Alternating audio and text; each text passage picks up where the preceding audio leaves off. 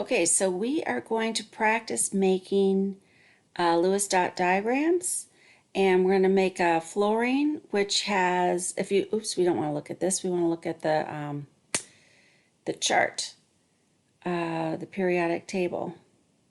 So fluorine is over here in group 17, which means that it has 1, 2, 3, 4, 5, 6, 7 electrons, all right, in that outer shell. So when we make our diagram here, we've got fluorine F2 because it's diatomic, it's extremely reactive, it's never by itself. So you have an F2. Let's just start by making,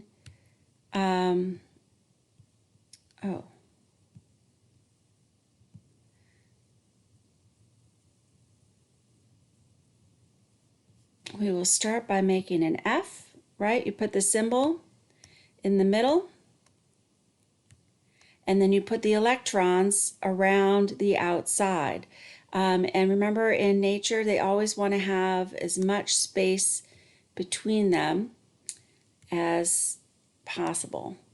So you set them kind of like a table or like dealing out cards. So 1, 2, 3, 4, 5, 6, 7.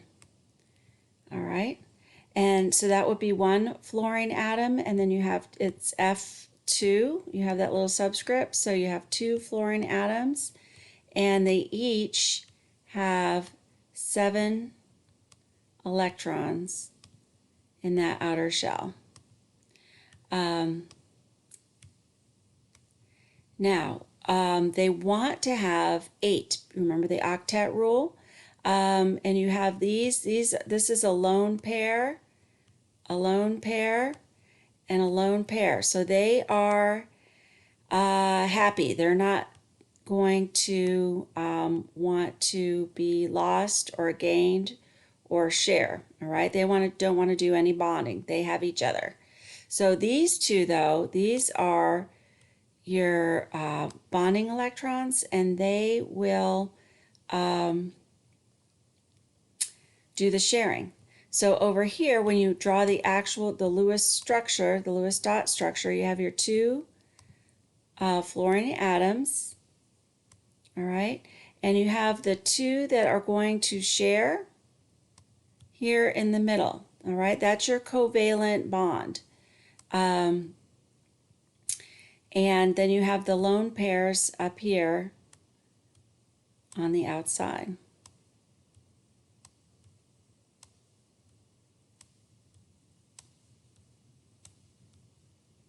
So you have a single covalent bond, and this would be a linear shape, right? And it would be nonpolar because they're evenly, they've got equal electronegativities. They're both the same. All right, so that is how you make the electron dot configuration for fluorine.